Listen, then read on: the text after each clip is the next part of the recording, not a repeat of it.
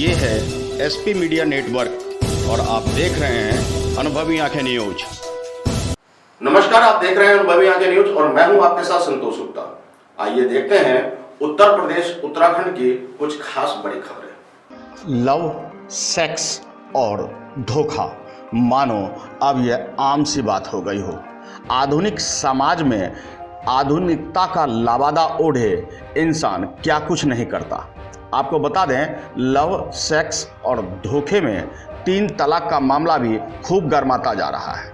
एक युवक ने 6 साल पहले फेसबुक के माध्यम से छत्तीसगढ़ राज्य की एक युवती को प्रेम जाल में फंसाया और फिर उनसे निकाह भी कर लिया। जी हाँ, यही आरोप उन पर लगा है। निकाह के कुछ साल बाद परदेसी प्रेमिका के 2 बच्चे भी हुए, जिन्हें बेरहम बुज़दिल पिता ने मां की ममता से बच्चों को छीन लिया।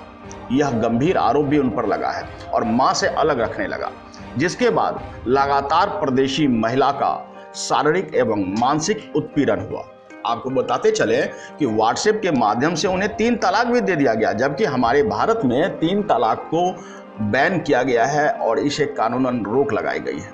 आपको बता दें कि परदेशी प्रेमिका आत्महत्या करने को मजबूर है। न्याय के लिए सालों से एसएसपी के दफ्तर के चक्कर भी काट रही है। वे दर-दर की ठोकरें खा रही है। परदेशी प्रेमिका प्यार के साथ साथ अपने बच्चों को अपने साथ रखना चाहती है। प्रेमी की बुज़दिली कहिए या फिर उनकी कठोर दिली उनकी मां की ममता को झकझोर रही है, जहां तो वहीं पिता उन बच्चों को मां से दूर कर रहे हैं। बच्चों से उसकी मां की ममता को उनके ही पिता ने छीन लिया है। हालांकि एसएसपी दफ्तर के साथ साथ कोतवाली शिकारपुर पुलिस से भी न्याय की गुहार लगाई गई है।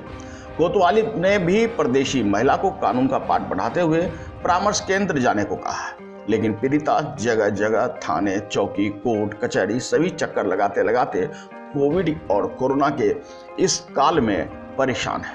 पीड़िता का कहना है, मरते दम तक इंसाफ के लिए लड़ूंगी।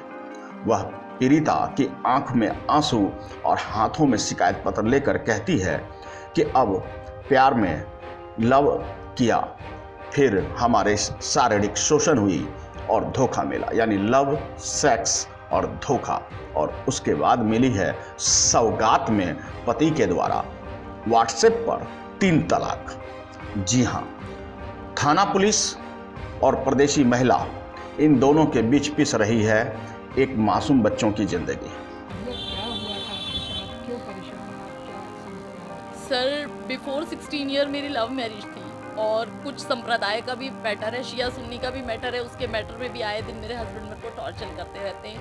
वो तो खैर बात की बात है सर, आए दिन के घर से निकाल देते हैं मारपीट करके। उनके बड़े भाई भाभी के बच्चे नहीं है, वो अगर बच्चों को गलती पे मारो पीटो या कुछ करो तो बच्चों से कहती है ये डायन माँ है, ये मर जाए तो अच्छा है, ये है। अपने कब्जे में कर लिया है बड़े वाले बेटे को भी, उसको मेरे अगेंस्ट खड़े कर दिया है बड़े वाले बच्चे को।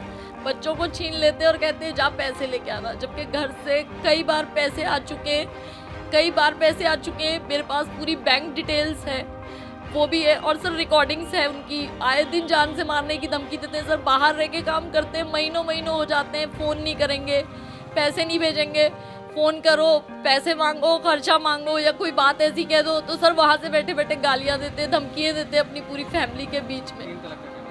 3 तलाक का ये मैटर है सर। लास्ट ईयर भी मेरे को ऐसे ही मार पीट करके निकाल दिया था इन्होंने।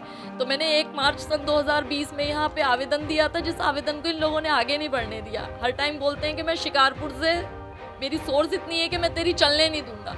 यहाँ लेकर जब से आए मार पीट करना, टॉर्चर करना, पूरी फैमिली के बीच में रखे।